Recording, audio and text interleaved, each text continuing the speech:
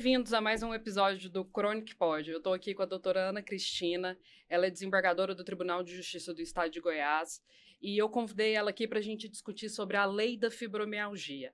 Eu tive a honra de ter esse convite aceito, né? Quero te agradecer, doutora. Seja muito bem-vinda. Obrigada e disponha sempre. A sua participação é muito importante, assim, para a gente trazer esse conhecimento jurídico mais para a população, né? E a interpretação desses aspectos de uma forma que a gente possa auxiliá-los a encontrar ajuda no amparo à saúde e tudo mais. E eu sou muito grata a isso, tá? Eu que agradeço o convite. Pessoal, e a gente colocou como pauta aqui a vulgo lei da fibromialgia, né? Na verdade, a lei 14.705 de 2023 e a lei 15.176 de 2025, que está sendo amplamente divulgada como lei da fibromialgia. No entanto, o caput dessas leis inclui síndrome de fibromialgia ou fadiga crônica, ou síndrome de dor complexa regional ou doenças correlatas. Eu queria saber da senhora, doutora, como que o judiciário interpretaria, assim, doenças correlatas, né? Como que seria a visão jurídica desse aspecto, desse termo, né? Ah, certo. Então, reiterando meu agradecimento pelo convite e te parabenizando pelo seu trabalho na defesa de uma população que às vezes não consegue ter voz. Eu queria esclarecer primeiro o seguinte: quando todas as questões de saúde, quando vão ser enfrentadas pelo Poder Judiciário, nós temos distinção entre o que está ali, uma demanda que vem pelo SUS, pelo Sistema Universal de Saúde, e uma demanda que vem pelas operadoras de plano de saúde, quando nós temos a saúde, que é chamada saúde suplementar, como componente daquela relação processual. Por quê? Porque, embora sejam todas ações de saúde, os princípios que o judiciário utiliza para a solução daquelas demandas são princípios distintos. Por quê? Porque no SUS nós temos os princípios que são da universalidade, não é? Todos os cidadãos brasileiros têm direito à saúde, está lá na Constituição Federal, artigo 196. A saúde é direito de todos e dever do Estado. Então, nós temos uma universalidade. Todas as pessoas estão ali protegidas, não é? Ou albergadas pelo Sistema Universal de Saúde, pelo SUS.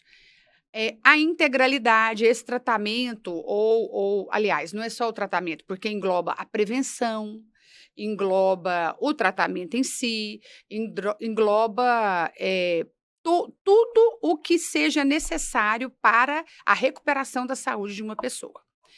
E a participação social é um dos princípios do SUS. Quando nós vamos tratar de qualquer doença ou qualquer problema de saúde e que essa demanda chega ao judiciário contra as operadoras de plano de saúde, não são esses os princípios exatamente, não é? Não são esses os princípios exatamente. Aí nós temos a relação, é uma relação contratual, não é uma relação do cidadão com o poder público, é uma relação regida por um contrato que, por ser um contrato de saúde, o que rege esse contrato, vamos dizer assim, é o Código de Defesa do Consumidor. Então, toda interpretação, ela tem que ser favorável à pessoa que precisa do tratamento, ao doente, ao consumidor, aquele que é o contratante do plano de saúde.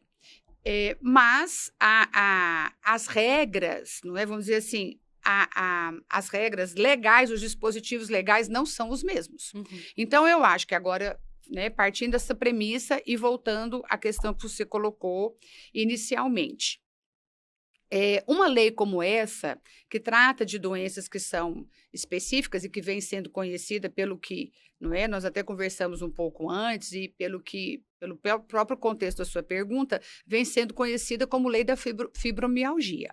Mas quando o cidadão, seja ele portador da fibromialgia ou de qualquer outra doença, ele procura o Estado para receber o tratamento ou para receber aquilo que está previsto nessa lei, muito bem previsto, ele tem que saber, não é? O ideal é que o cidadão tenha consciência do direito dele. Uhum. Então, é uma redação, não é? A redação que foi dada é uma redação que pode, a redação que foi dada a essa lei pode, em algum momento,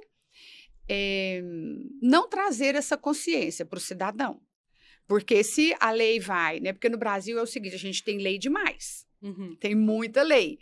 Só que algumas leis pegam e outras não. Uhum. Então, é muito importante até essa iniciativa sua para que essa lei não fique apenas conhecida pela população, conhecida como lei da fibromialgia, porque eu estou vendo que no próprio preâmbulo da lei, ela prevê outras doenças e menciona outras doenças correlatas. Uhum. Agora, para o judiciário, se chega uma demanda para nós, não é? De um cidadão que tem uma doença dessa, que não esteja ali especificada, mas que ele entenda que é uma doença correlata, para o juiz que vai julgar essa demanda, porque ele não recebeu tratamento, ou porque ele não tem o medicamento, ou porque ele não recebeu o atendimento e ele precisa, não é? Para o juiz, para entender se aquela doença daquele cidadão que promove uma ação que chega ao judiciário, porque o judiciário é inerte, né? A gente fica sempre à espera que as ações cheguem. Uhum. Então, o judiciário é sempre provocado. Se for provocado por um cidadão ou uma cidadã que entenda que ele tem uma doença que leva a receber uma proteção de acordo com esta lei, ou que ele vai exercer um direito de acordo com esta lei, o judiciário vai ter que necessariamente ouvir o órgão técnico. Uhum. Por quê? Porque o julgador, o juiz, ele não tem conhecimento médico, ele não tem conhecimento científico. Então, para ele garantir o direito do cidadão, que é o direito que, como eu disse, está prescrito lá na Constituição, previsto na Constituição, o direito que está amparado pelos princípios e diretrizes do SUS, o direito mais especificamente amparado por essa lei, a redação como dada aqui não vai garantir a esse cidadão o direito dele ser albergado, ser acolhido pelo judiciário de imediato, se for uma doença que seja uma doença correlata, porque necessariamente o juiz vai ter que ouvir. Vai ter que ouvir, porque como julgadora eu não posso dizer assim, não, essa doença é correlata. Sim, está prevista aqui pela lei 14.705, de 25 de outubro de 2023. Por quê? Porque há uma dependência, né, nessas demandas de saúde, a dependência do julgador em relação ao órgão técnico, tanto que o judiciário tem os órgãos técnicos, né? A gente chama de NATJUS, não é? Necessariamente o juiz ou uma juíza vai ter que fazer o quê? Encaminhe-se este processo ao NATJUS, para o NATJUS me dizer se essa doença que está especificada aqui por essa pessoa é uma doença correlata ou não. Entendi. Muito bem explicado, né? E acho que, assim, muita gente não sabe dessa parte técnica, né? Que tem o NATJUS, né? Da existência do NATJUS. Eu ia perguntar agora quem que era o órgão. É o NATJUS. Doutora, eu tenho uma dúvida. Por exemplo, a síndrome da fadiga crônica. Existem alguns estudos que evidenciam que pode acontecer do paciente ter desautonomia, que é uma outra doença, que pode acontecer do paciente ter Ehlers-Danlos. Então, assim, tem estudos evidenciando que é comum que essas 3 doenças aconteçam em conjunto. São estudos iniciais, enfim, mas de qualquer forma, se eu junto num processo esses estudos, junto com um projeto de lei e tudo mais, vira e fala, olha, eu tenho síndrome da fadiga crônica, nesses aspectos aqui, nesses estudos aqui, eles estão correlacionando essas doenças. Isso torna ela uma doença correlata? Já é um argumento para o NATJUS definir? Como que é isso? Sim, muito importante, muito, muito bem pensado. Porque se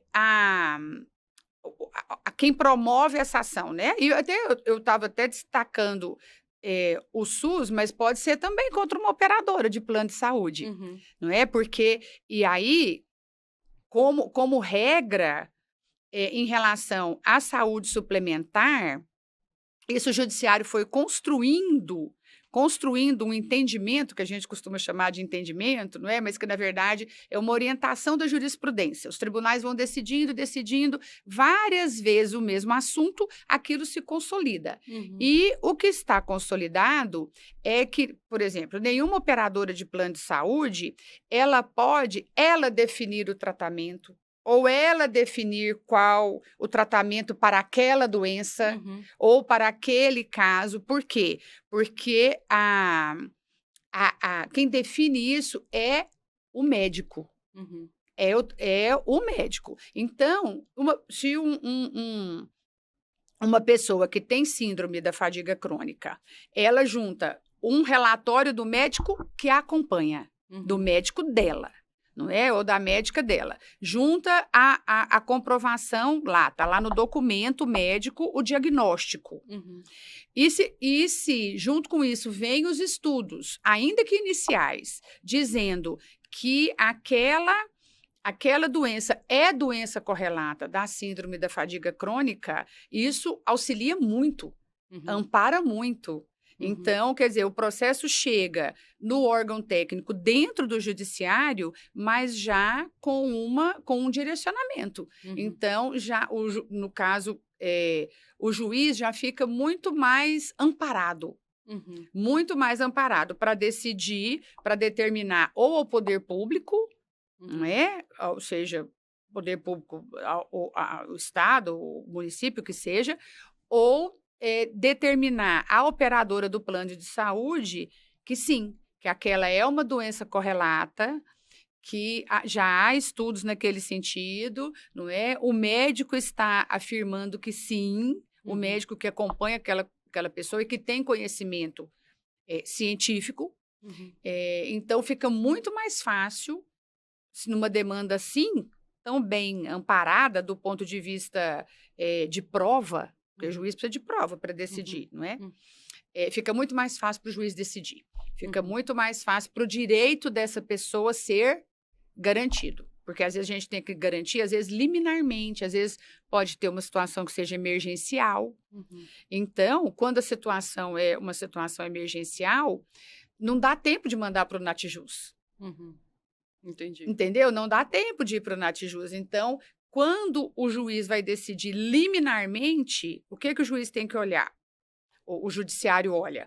Não, há uma probabilidade muito forte do direito. Uhum. Então, se chega um estudo técnico, né, dizendo, não, isso é sim doença correlata, está diretamente correlacionada com a síndrome da fadiga crônica, a Uhum. lei é esta, a lei. Então, numa situação como essa, fica muito mais fácil para o juiz, às vezes, liminarmente decidir, ou o que for pedido, não é? Uhum. É uma situação de emergência, ali não, tem ali uma urgência, não, tem que internar, tem que garantir o remédio já de imediato, aí depois o processo vai para o Natijus. Uhum. Aí depois o processo caminha, porque muitas vezes nas demandas de saúde, não dá para esperar todo o trâmite do processo. Não dá para esperar. Não é? Porque é diferente, muito diferente de outras doenças e é direito fundamental. Uhum. Então, os requisitos são sempre dois, que o juiz tem que olhar na hora de dar uma decisão já liminar, uma decisão de imediato. É essa probabilidade do direito, Uhum. e aí cumpre ao advogado daquela pessoa, né, ou ao membro do Ministério Público, ou ao defensor público, porque quem não tem condição de pagar um advogado pode procurar um defensor público, e a defensoria tem a obrigação de atuar. E pode também procurar o promotor de justiça, que também tem o dever de atuar, e pode provocar o judiciário em substituição àquela pessoa que não tem condição econômica de pagar um advogado particular.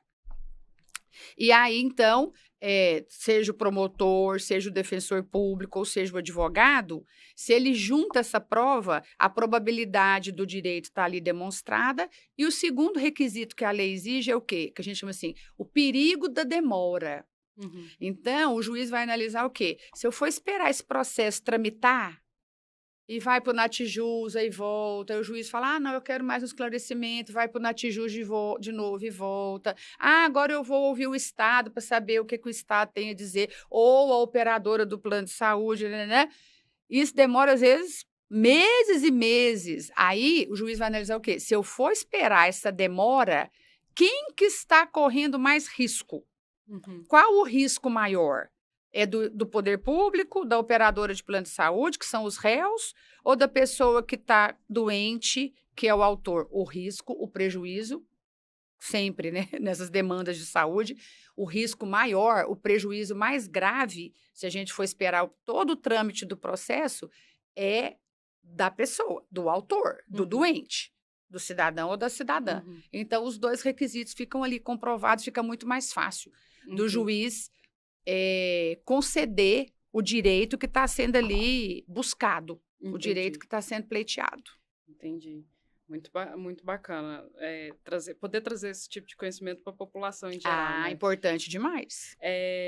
Eu fico numa dúvida sobre a necessidade de um esclarecimento oficial sobre esse termo doenças correlatas. Quando a gente vira e fala, sei lá, não, quero um esclarecimento oficial do que é doenças correlatas.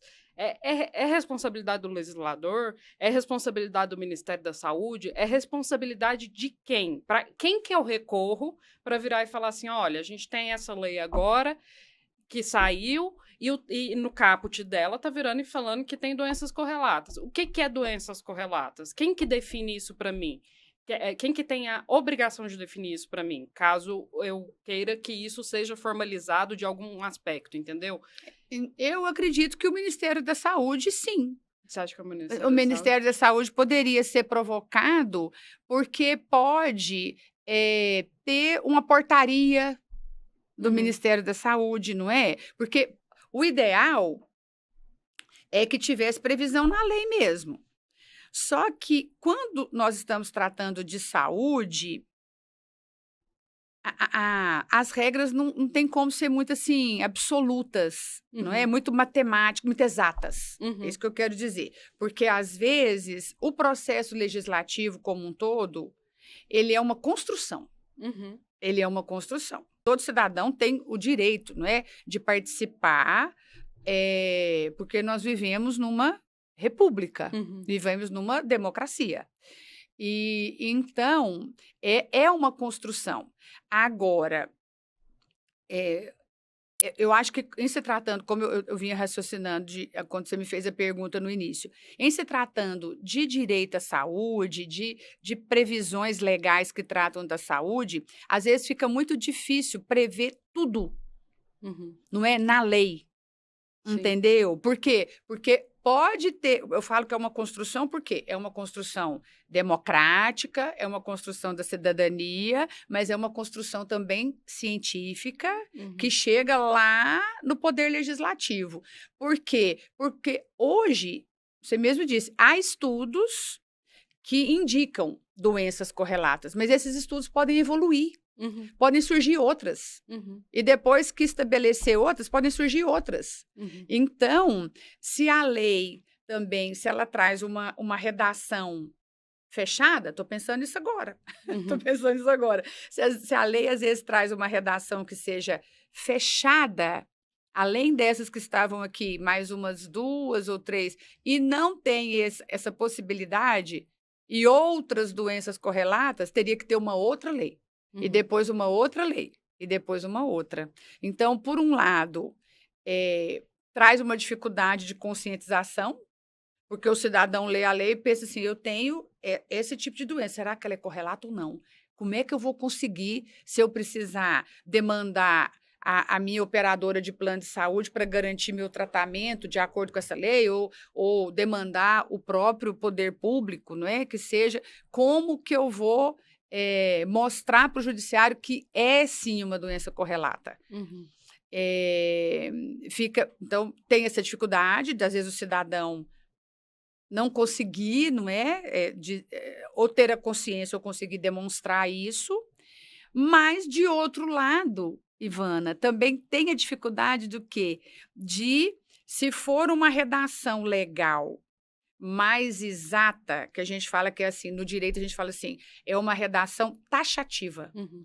Quando a redação é taxativa, ela é só aquilo ali. Uhum. Então, você não pode dar uma interpretação, o juiz, ou quem for interpretar a lei, não pode dar uma interpretação que seja mais ampliada. Não, é um rol de doenças taxativo e são só aquelas, mas qualquer uma outra está fora, Uhum. já não entra.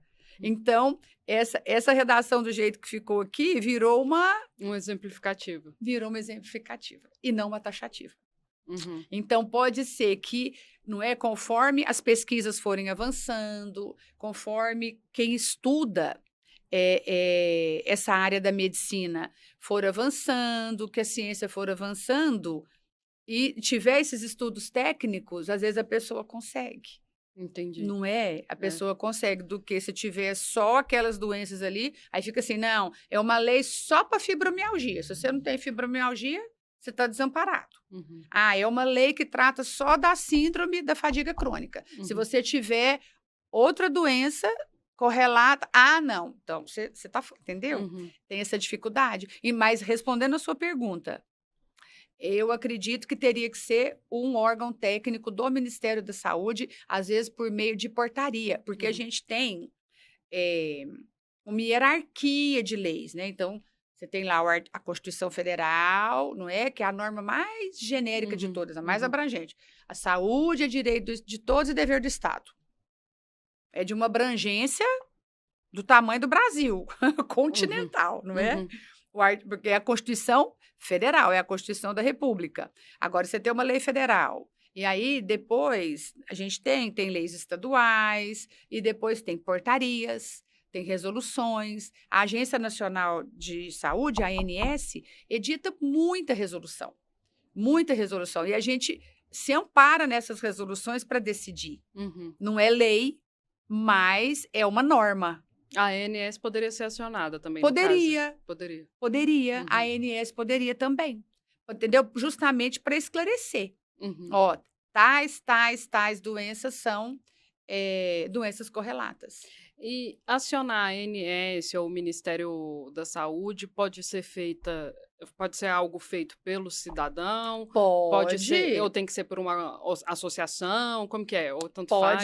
Pode ser um cidadão, pode ser uma associação, pode ser um político, não é? Um parlamentar, pode, tranquilamente. Outra coisa que eu vi que gerou muito burburinho, assim, em torno dessa lei, foi porque uma das coisas que está no corpo da lei de 2025 é o direito a ser considerado PCD. As pessoas começaram, só que no próprio corpo da lei fala que é considerado PCD a partir de avaliação biopsicossocial. O que seria a mesma coisa da lei de inclusão e só colocar ali no corpo da lei da fibromialgia, entendeu? Sim.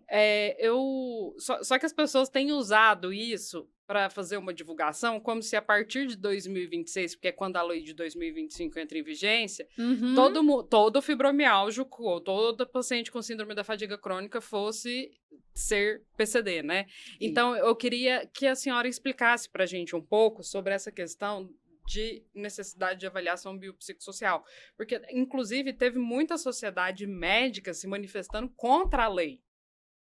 Porque eles, eu não sei se pelas divulgação, não sei se porque eles não sabem ler lei, não sei o que é, mas parecia que só o CID já definia que aquele paciente ia ser PCD. Entende? As pessoas estão achando assim, eu tenho CID de fibromialgia, pronto, agora eu sou PCD, né? Só que no corpo da lei fala dessa avaliação biopsicossocial, então eu queria saber se você consegue explicar um pouco sobre isso, né?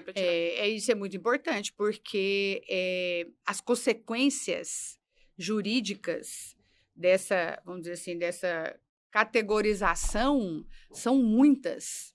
Né? São muitas, desde vaga em estacionamento até aprovação em concurso público. Não é por meio de reserva de vaga. Então, assim, são muitas os desdobramentos do ponto de vista não só social, mas também do ponto de vista jurídico. Então, eu acredito que vai ter que, até para isso, eu acho que essa lei tinha que ter uma regulamentação, sabe? Da forma como você está mencionando, não pode ser, não é? Ah, eu tenho o CID, eu tenho o diagnóstico, eu já estou na categoria de pessoa com deficiência. Não pode ser assim automático, não é? Porque, às vezes, essas discussões também chegam ao judiciário. Eu mesma, por exemplo, eu tenho uma perda auditiva Uhum. do lado direito e possivelmente foi um sarampo que eu tive na infância. Então, a hora que até eu fui sentar aqui para a entrevista, eu pensei, opa, de que lado que eu vou sentar, não é? Porque eu ouço muito melhor do lado esquerdo do que do lado direito.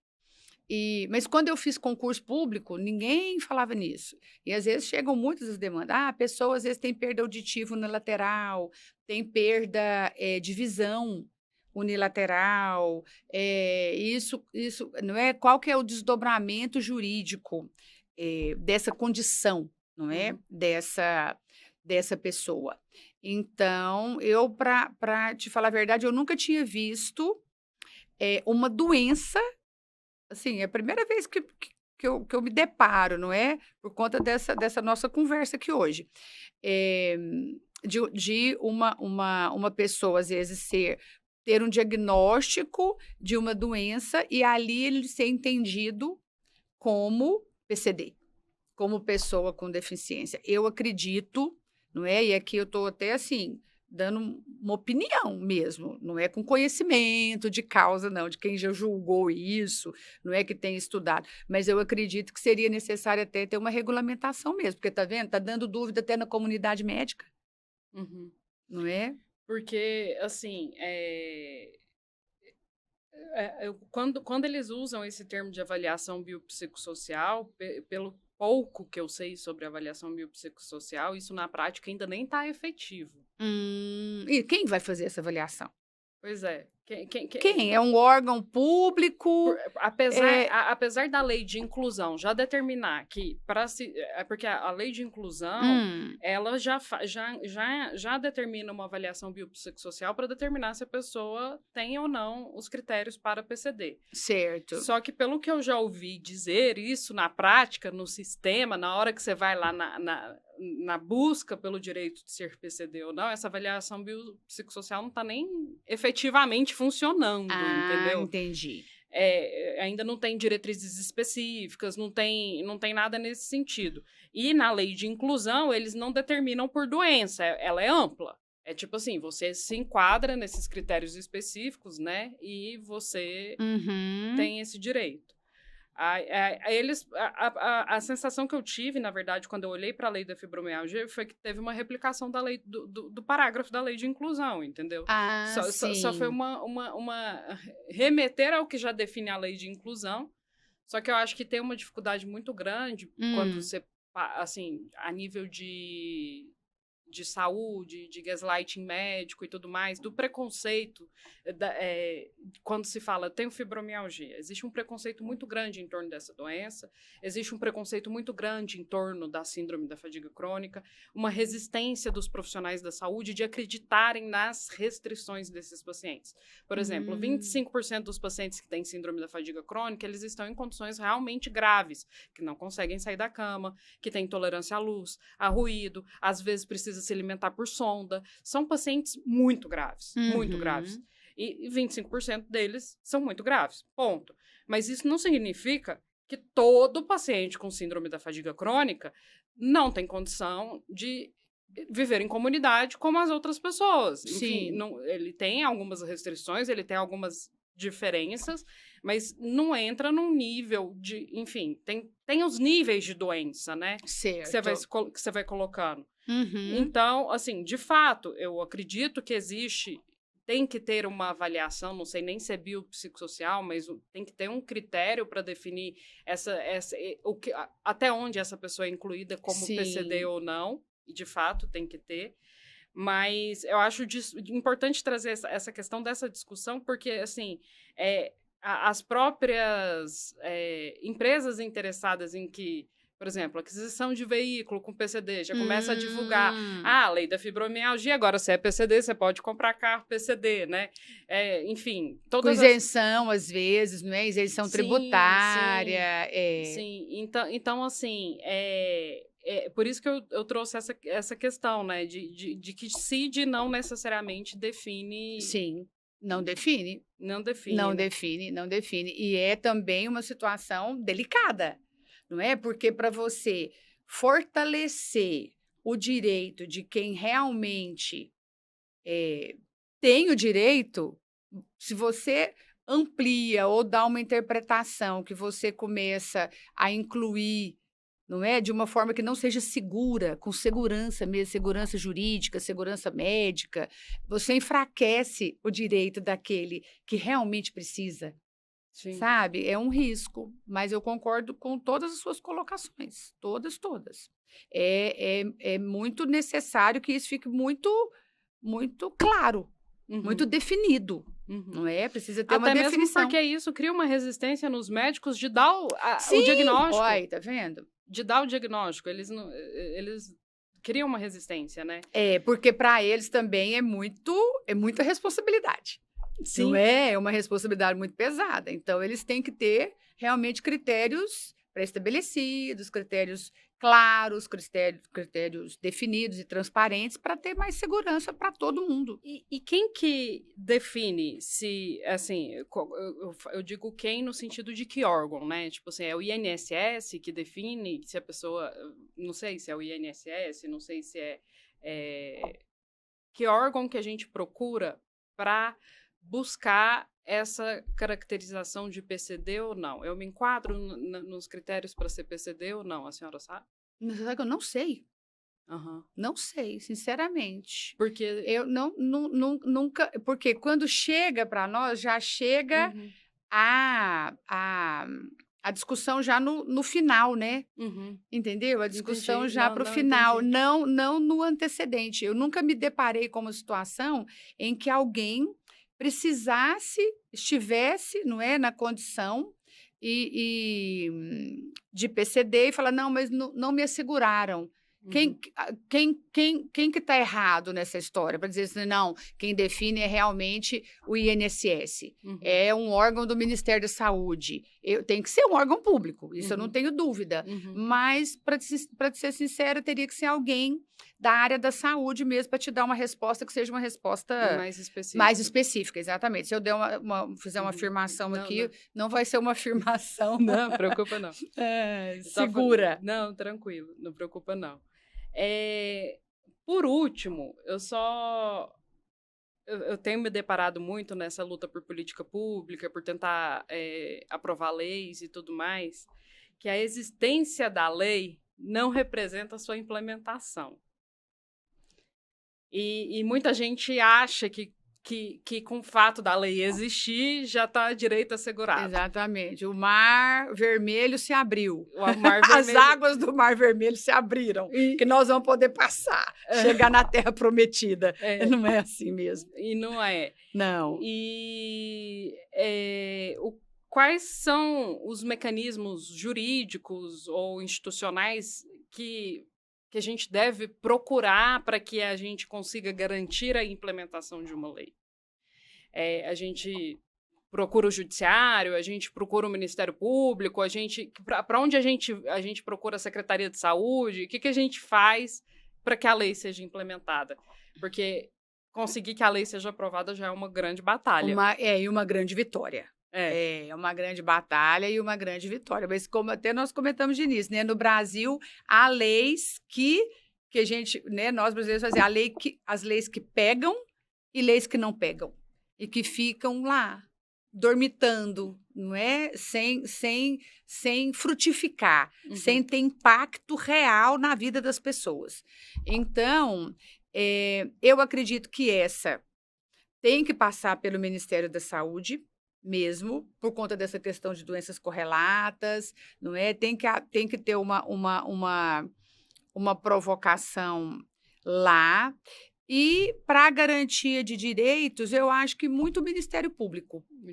O Ministério Público seria uma porta inicial, porque o Ministério Público, no Brasil, o que aconteceu? O Ministério Público brasileiro, ele é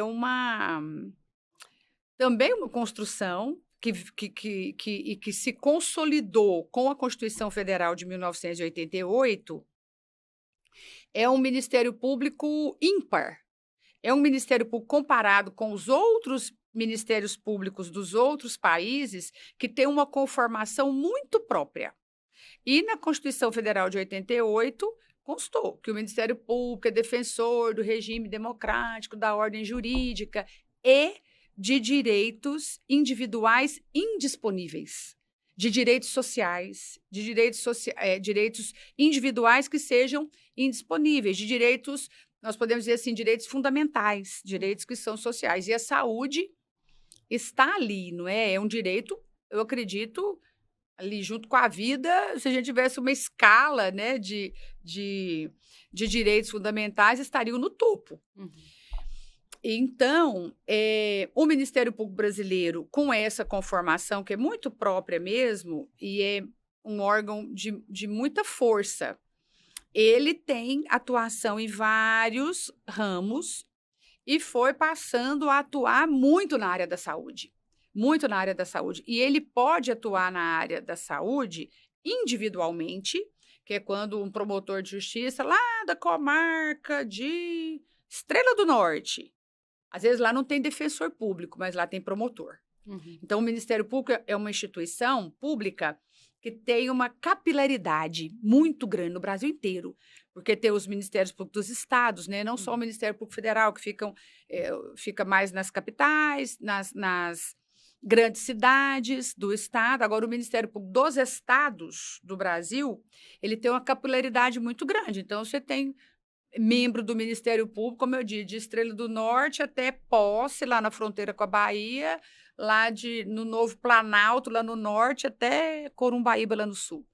E, então, o Ministério Público ele pode atuar individualmente na defesa de um só cidadão quando se trata de saúde, porque se for, assim, patrimônio, aí o Ministério Público não pode. Por quê? Porque não é direito indisponível, é um direito disponível, não é? Se nós duas vamos brigar por conta desse copo, você não pode ir atrás do promotor e falar, ó, promotor, Ana Cristina tomou meu copo, o copo é meu. E o promotor não pode ir lá falar, Ana Cristina, devolve o copo para Ivana. Não pode. Porque isso aqui, a propriedade do copo é um direito disponível. Agora, a saúde não. Então, o promotor pode atuar individualmente, pode atuar, e aí eu chego ao ponto que eu queria chegar, coletivamente. Pode atuar no campo dos direitos que são difusos, que às vezes não é nem só meu, nem só seu, nem de quem nos ouve, é o direito de todo mundo difusamente, não tem como especificar. E pode também atuar na defesa de direitos que são coletivos e que são, então, como diz o próprio nome, de uma coletividade. Então, pode atuar na defesa das pessoas que são renais crônicos, na defesa de um grupo de pessoas que têm síndrome da fadiga crônica. Então, eu acho que seria muito importante essa interlocução com o Ministério Público, que, inclusive, na sua organização, tem promotorias específicas da saúde, com atribuição só na área da saúde, nas capitais, né, principalmente. Tem um centro de apoio, que é um órgão orientador de todas as promotorias da saúde. Então, eu acho que seria muito, muito adequado uma interlocução com o Ministério Público. Tem mais alguma coisa que a senhora queira dizer? Não, eu quero simplesmente dar parabéns pelo seu trabalho, um trabalho realmente que vem impactando, não é? A vida das pessoas, eu acredito. Um trabalho sério, um trabalho dedicado. Hoje se fala muito às vezes até de um termo meio como se fosse pejorativo, de ativismo, porque até o judiciário é acusado. O judiciário está praticando o ativismo. E, na verdade, você é um ativista na melhor concepção da palavra. Então, siga avante, siga sempre adiante e o que eu puder te apoiar, eu estarei sempre aqui para poder te apoiar. Obrigada, Parabéns. doutora. Muito obrigada mesmo por ter aceitado o convite. Acho que a gente esclareceu bastante coisa aqui já e eternamente grata, assim. Muito obrigada mesmo. Eu que agradeço. Pessoal, mais uma vez obrigada por nos acompanhar em mais um episódio do Chronic Pod e a gente conta com você na próxima edição. Obrigada.